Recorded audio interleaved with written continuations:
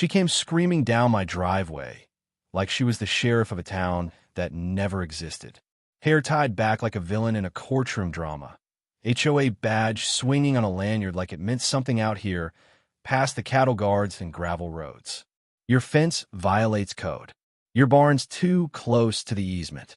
This whole property is a liability to the Ridgewood aesthetic.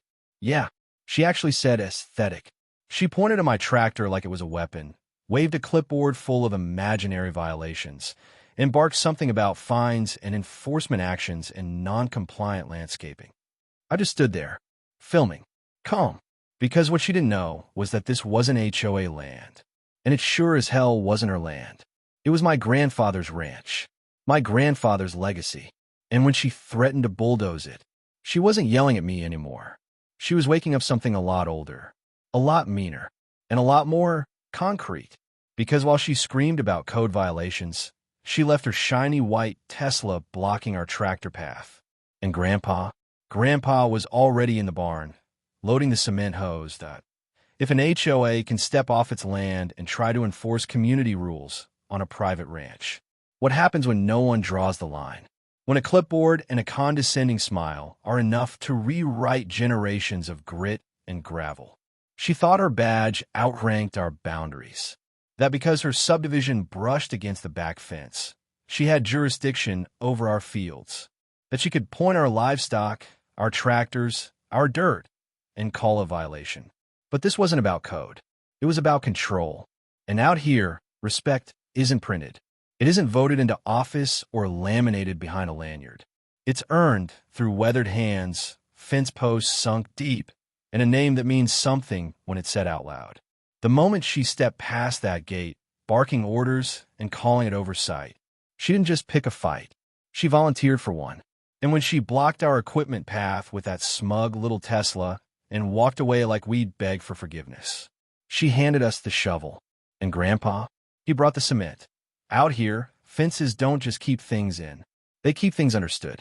That old barbed wire stretch at the bottom of our gravel drive, that's been the unspoken treaty line for decades. Everyone knows it.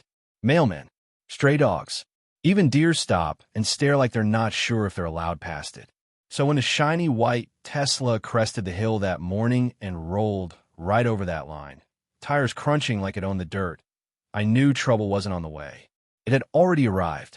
She stepped out like she was walking into a courtroom she already owned. Pressed blazer, designer flats, sunglasses that screamed, "I file complaints before coffee." Clipboard in one hand, phone in the other, and zero hesitation. "Excuse me, are you the property owner?" I was unloading hay from the trailer, sweat sticking to my back, boots deep in dust. I didn't answer right away. Just set down the bale, wiped my hands, and gave her a look. "You mean this land?" I asked. "Obviously this land. I am Karen Makalistev, president of the Ridgewood HOA. And this," she waved her hand like she was showing off a crime scene, "is a serious problem." Now, I'm not the kind to jump straight to sarcasm.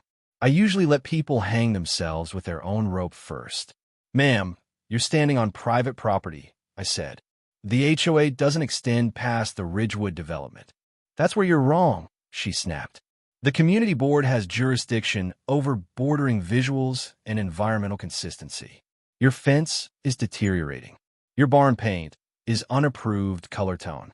And there are animal smells, strong ones. It's a ranch. That doesn't give you the right to endanger property values. We've had cows here longer than Ridgewoods had mailboxes. Well, now there are standards." By now, the ranch hands had stopped working. One leaned on a rake, chewing hay. Another pulled out his phone, pretending to check the weather while clearly filming.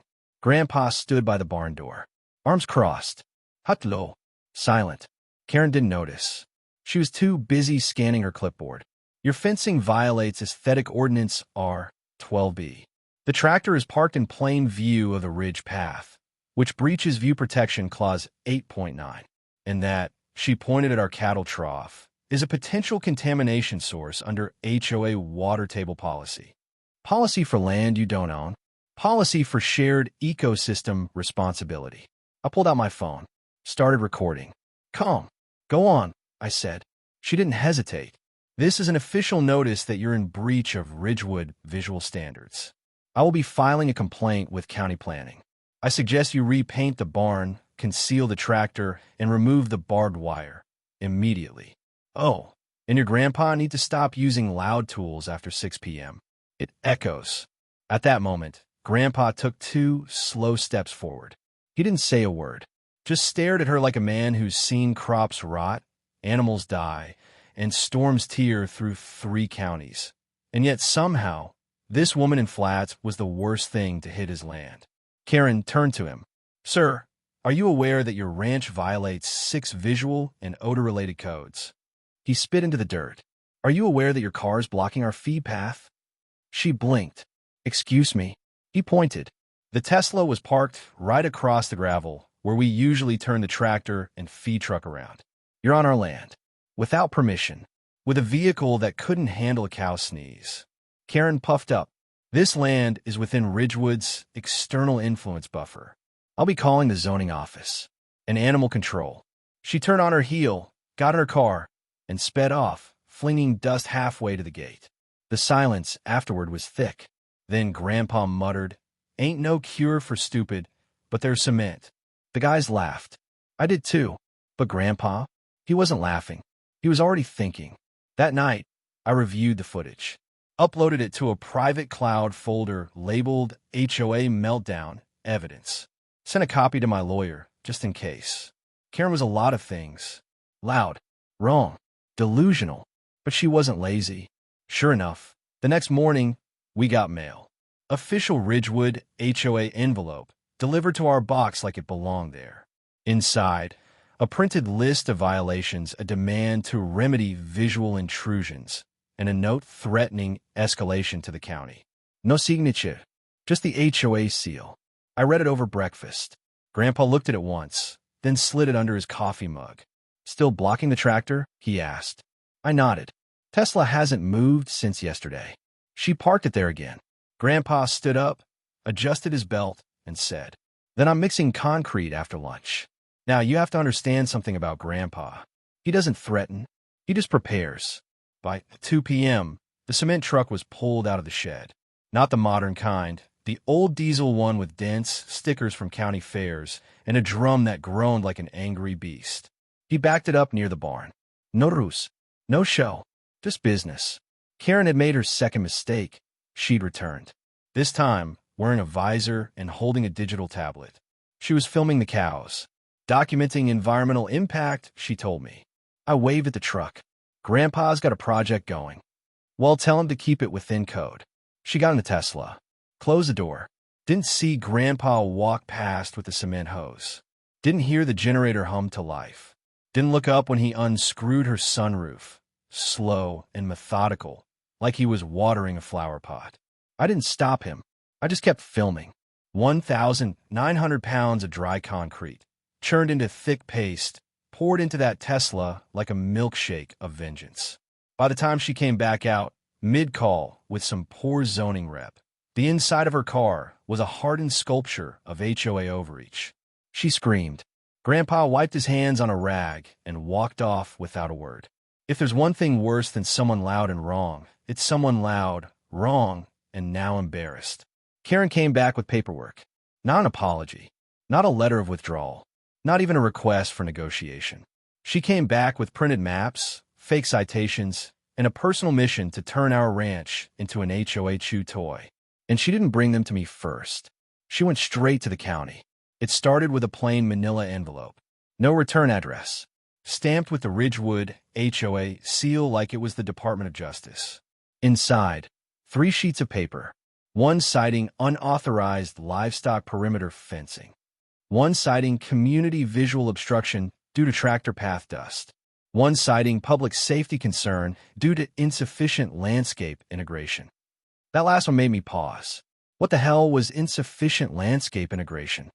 Was it the fact that we didn't have topiary cows and manicured grass hills shaped like hearts? I reread it. Then I read the fine print. This property may fall within Ridgewood's external environmental buffer zone, per easement draft #77RW, filed underpinning County Overlay Ordinance 6.2. Pending? That was the first red flag. By the end of the week, 4 more letters arrived. One from Ridgewood, HOA's legal liaison. One from the Zoning Commission. One from County Health. And one from Animal Control. Each one had the same theme, a mix of Karen's overreach and Ridgewood's desperate legal spaghetti. They claimed our chicken coop was unsanitary and audible beyond residential tolerance. Our compost bin attracted odorous disturbance. Our barn was invisible to new residents on Ridge Trail Drive, therefore confusing as to the nature of the structure. Karen was trying to make a case that the ranch either didn't belong here or belonged to her, depending on which form you were reading. She filed a complaint about non-standard tree placement.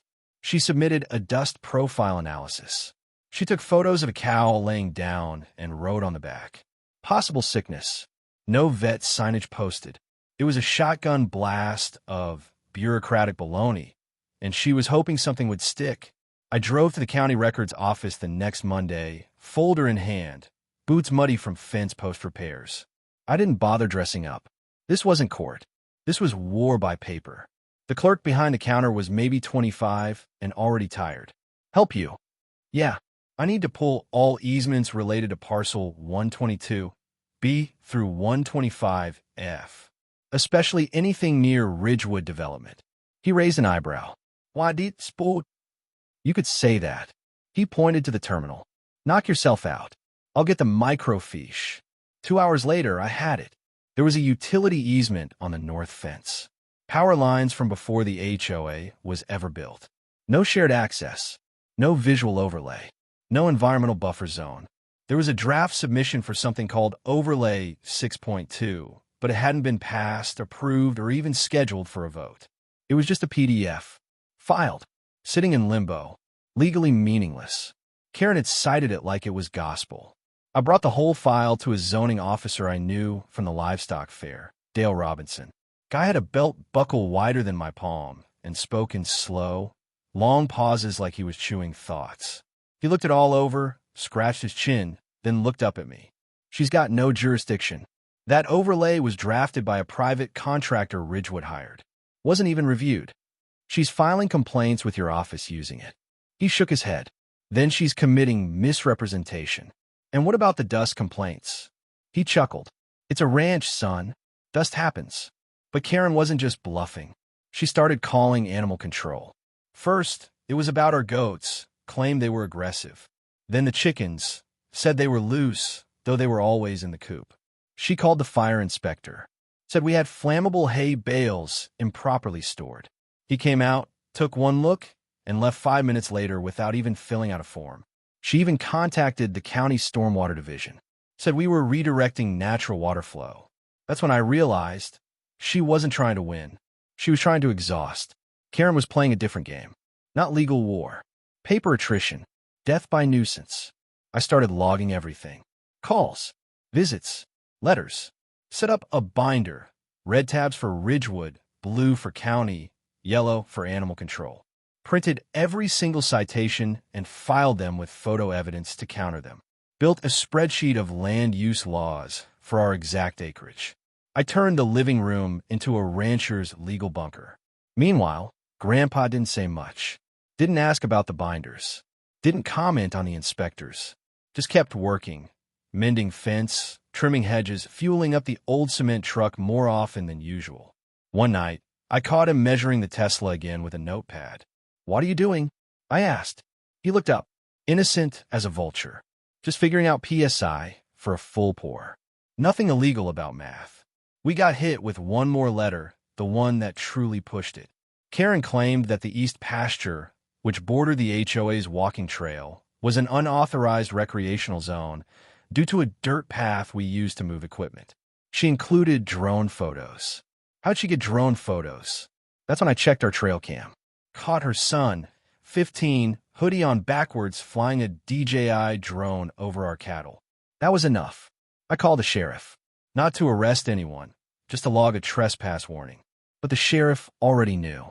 We've gotten 6 complaints from your area, all tied to Ridgewood's HOA president.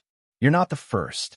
Really, someone else she tried to cite for hanging clotheslines in their own backyard. She called it unregulated linen exposure. So what do I do? File a civil complaint and maybe invest in more concrete. That night, Grandpa walked into the kitchen, dusted off his hat, and said one thing. When's our next HOA meeting? Next Friday, I think. He nodded. Good. Gives me time to find a funnel wide enough for a windshield. I didn't ask for details. At this point, I knew better. Some people fight fire with fire. Grandpa fights it with concrete. That Friday started like any other. Rooster screaming at 5:45, coffee percolating by 6, and me halfway through feed rounds by 7. The sun hadn't burned off the morning dew when I saw it. The Tesla. Again, parked in the exact same spot it was warned about. Our main tractor path, 20 feet inside our property line. No note, no call. Just silently gleaming under the rising sun like it had been planted there for spite. I set the grain bucket down, exhaled through my nose, and pulled out my phone. And sure enough, there she was. Karen, HOA Royal herself, standing about 10 yards off, holding her phone sideways, filming the pasture like she was documenting a wildlife violation. She didn't see me at first. I watched her zoom in on a pile of cow dung like it was evidence in a federal trial. She stepped in mud, cursed, then pointed the camera at our compost bin and shook her head like she'd just caught a felony on film. I waved. She didn't wave back. She got in the car, smirked, and peeled out a whole 5 feet before realizing she was boxed in by the hay trailer we'd parked the night before. Couldn't go forward, couldn't reverse. She just sat there. That's when I heard the barn door creak, open behind me. She's back, Grandpa asked, arms crossed, squinting like Clint Eastwood sizing up a tumbleweed. Parked across the tractor path again. Still filming cow pies like it's a federal crime? Yep. He nodded once. You handle the permits. I'll handle the parking. When Grandpa says something like that, it's not a suggestion. It's a deadline. That night, we waited. Karen didn't return for the Tesla. No tow truck, no calls, no nothing. Just that silent, smug machine sitting like it belonged there, taunting us with its corporate gloss and HOA arrogance. And so, the timer began. In this county, a vehicle that's unmoved on private land for over 48 hours and not reported as missing is considered abandoned, especially if it blocks active agricultural access. I filed the paperwork before sundown. County ordinance reference, parcel ID, timestamp photos, all notarized by our buddy Dale at the zoning office who barely suppressed a grin. Filling out a nuisance vehicle interference form? Huh, he asked. Just doing our civic duty, I replied. That night, the barn lights clicked on at exactly 11:58 p.m. I watched from the kitchen window. Grandpa didn't say a word. He just walked out in coveralls, gloves tucked in his belt, thermos in one hand, and a folded diagram in the other. He backed up the old cement truck, slow and silent. No headlights, just the quiet rumble of vengeance on wheels. The drum started spinning low and steady like a giant mechanical heartbeat. I followed him with a GoPro. For posterity, for legal protection, and, let's be honest, for YouTube. He opened the sunroof with a socket wrench like he was opening a can of justice. The pour began slowly. Tick, vet, schmoot. A tidal wave of industrial-grade cement oozing down into white leather seats and touch-screen panels, sealing Karen's carbon footprint inside 1,000 pounds of regret. It filled the cup holders. It smothered the steering wheel. It crept up the charging port like karma in liquid form. By the time the final layer settled, the Tesla had transformed from a status symbol to a concrete tomb. No scratches, no dents, no broken windows, just full. We placed a laminated sign on the windshield. Unauthorized vehicle blocking agricultural access. Code 6.41b. Property abandonment. Contents secured for evidence. Then Grandpa left a small mason jar of set concrete on the hood, labeled Sample A, because why not be professional about it? The next morning, Karen showed up in a storm cloud of beige fury. She screeched to a halt in a borrowed Corolla, high heels clacking like gunfire as she marched toward the scene. What did you do to my car? I sipped my coffee. Grandpa sat on the porch, polishing a wrench. We preserved it, I said. This is vandalism. I'm calling the sheriff. Go ahead. We already did. And filed the paperwork. You left your car parked on our ranch for 3 days, blocking equipment access, filming livestock without consent. It's been documented. County zoning has a copy. Animal control has a copy. You've got mail. I handed her a folder. Inside, the notarized abandonment form. A printed photo of her standing on our property with timestamp. A DVD copy of the pour. And a bill. Yes, a bill. For land obstruction, equipment downtime, and emotional labor. $6,242.13. Mostly made up, but satisfying to type. Karen's face turned 10 shades of humiliation. You'll pay for this. I'll sue. Already spoke to the sheriff, I said. He says you can try, but I'd recommend bringing a jackhammer to court. She opened the Tesla door, saw the river of hardened gray sludge filling the footwell, and let out a strangled gasp. You animals. Yes, Grandpa said. We have several, and they're quieter than you. By midweek, the HOA board was in full panic mode. They tried distancing themselves from Karen's actions, claimed she was a rogue member, acting without board approval. So I sent the video to the neighborhood email chain. The subject line? Unauthorized Tesla. HOA member involved in illegal filming and abandonment. It got forwarded over 90 times. My favorite reply came from a guy named Phil on Birch Lane. I hated that car anyway. It beeped when I sneezed. Karen tried to claim mental distress. Filed an official complaint that her environmental advocacy was misunderstood. But the county zoning office had already filed a counternote. Vehicle was parked on non-HOA land, beyond HOA jurisdiction. No civil infraction found on part of property owner. No environmental permits were breached by registered agricultural use of cement. Mic drop. The Tesla? It's still there. We built a little rope fence around it. Installed a plaque. Karen's Folly, 2024. Let this car remind you. Parking requires permission. And concrete is forever. Sometimes tourists take selfies with it. We charge $5 for guided tours. All proceeds go to the Rural Property Owners Legal Defense Fund, which is just a coffee jar labeled with Sharpie, but still. It was a Wednesday when Karen called the emergency HOA meeting. The subject line was written in all caps.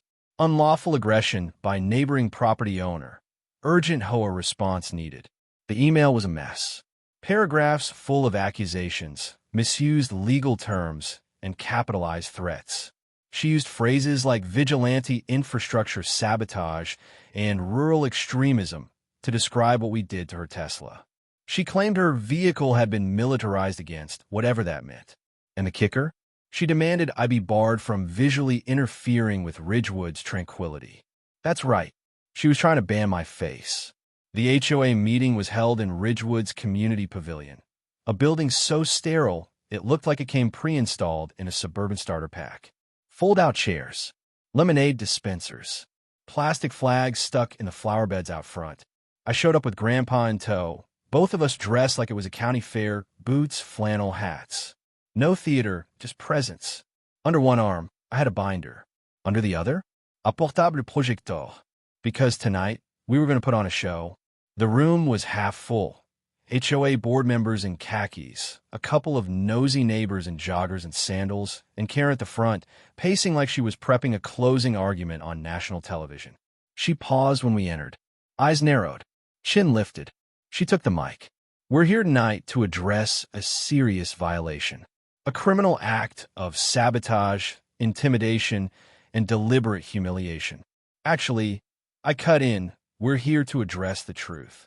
Gasps. Loud ones.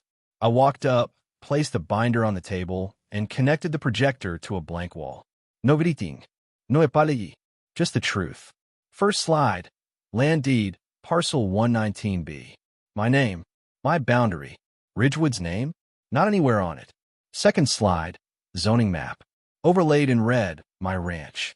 Overlaid in blue, Ridgewood. They didn't touch. Not legally. Not visually. Not even philosophically. You filed 12 complaints against my family, I said, voice steady. From fence colors to cow smells. Every one of them based on a fiction. That your HOA reaches past its actual border. Karen tried to interrupt. That land violates our visual ordinance. You don't have visual ordinance over property you don't own, I shot back. And now we have evidence. I click to the next slide. Still image. Karen, standing on our ranch, filming a pile of manure. Next image. Her Tesla, parked illegally, time-stamped. Next image. Drone footage, filmed from our land, showing her trespassing over the fence with a clipboard. The room started shifting. Neighbors glanced at each other. One guy actually started filming on his phone. Then I played the video. Scene 1. Karen screaming at the fence, accusing us of contaminating her view shed. Scene 2. The cement truck idling beside her Tesla. Scene 3. Grandpa unscrewing the sunroof, gloves on, pouring concrete like a man frosting a revenge cake. The laughter didn't start all at once. It crept in like popcorn in a microwave. A chuckle here, a snort there.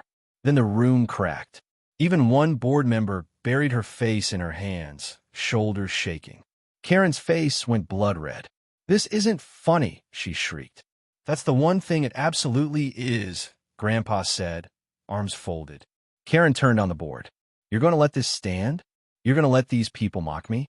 After I've protected this neighborhood from degradation and external threats?" Another board member cleared his throat. "Karen, you poured over $12,000 of HOA funds into legal letters against a property that's not under our control. I was enforcing standards. You were stalking a ranch." Someone in the back shouted, "Is the Tesla for sale? I need a concrete paperweight." The room roared again. Karen slammed her palm on the table. "I demand a vote." The president, a stiff guy named Rick with a voice like canned soup, adjusted his tie. Motion to vote on Karen McAllister's continued eligibility as board president. Hand shot up. All opposed to her leadership continuing? Every hand. Every single one. Even Rick's. Karen stood frozen, like someone had pulled the batteries out of her indignation. She stared at the wall where her Tesla was frozen in concrete, paused mid-pour, Grandpa's expression calm and cold. And then she grabbed her purse and walked out. No words. No flonfe. Just the sound of defeat tapping its heels on laminate tile. The board meeting adjourned with Rick mumbling something about restructuring. I walked out to the parking lot with Grandpa, both of us silent, until he said, "Think they'll ask us to join next?" I laughed. "Only if they want the HOA replaced by a goat co-op." By noon the next day, the story had legs. Someone leaked the video, not the whole file, just the clip of Karen yelling, followed by the Tesla being entombed in cement like a tech-age time capsule. The local news ran it under the headline, "Tesla turned to stone. HOA conflict goes cemental." It hit Reddit by nightfall. By sunrise, we were on the homepage of a viral blog called Neighborhood Nightmares.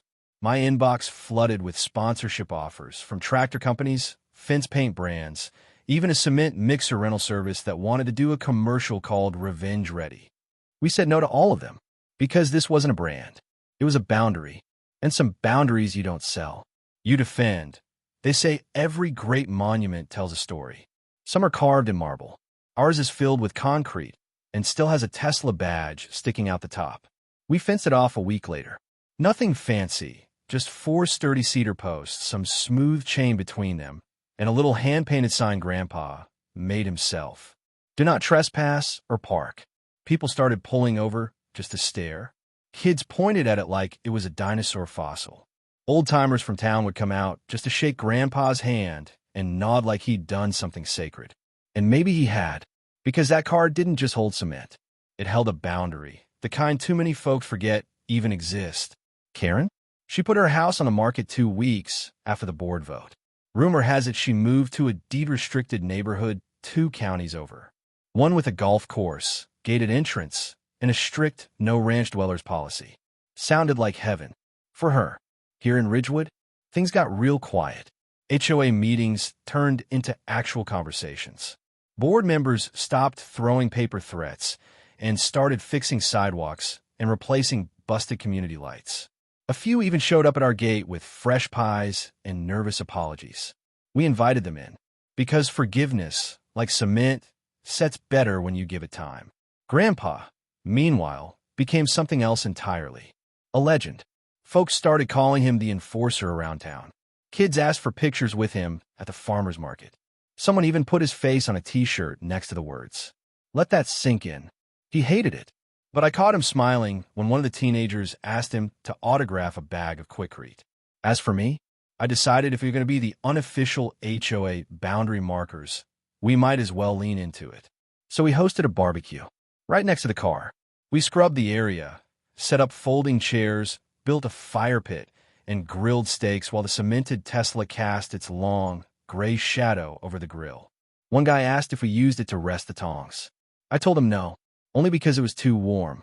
Neighbors came for both sides, Ridgewood folks and old ranch families alike.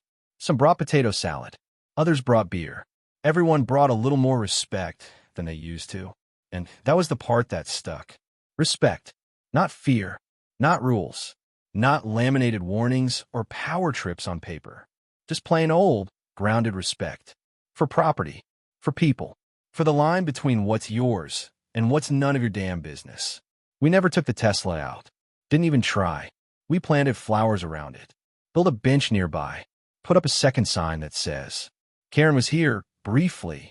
And every time someone new walks up and asks what happened, I just smile, point to the cement, and say, that's what happens when you try to fence in the wrong folks. Because out here, fences don't just divide land. They define the people who build them. And sometimes, the best fences are made of concrete, with four wheels frozen forever in a lesson too heavy to ignore. She thought she could bring suburbia into the pasture, that her badge meant something out here, that a clipboard and a lanyard could bend boundaries older than her HOA bylaws. She marched past the fence line like it was imaginary, spat policy at the dirt, and called herself order. But when you scream at a rancher on his own land, you'd better check who's watching from a barn. And that day, it was Grandpa. She brought noise. We brought concrete. Because some folks learn from words. Others need a lesson they can't drive away from. You can call it petty. You can call it excessive. But out here, where the land remembers everything and silence says more than any email ever could, you draw your lines in things that last. And nothing lasts like a Tesla filled to the roof with fast-setting truth. She tried to regulate us, but what she got was a monument, one she built herself with ego and asphalt arrogance. Now she's gone. The ranch is quiet. The fence still stands. And the cement? It speaks louder than she ever did. Boundaries don't always come with fences. Sometimes they come with a hose, a barrel mixer, and a grandpa who's seen enough.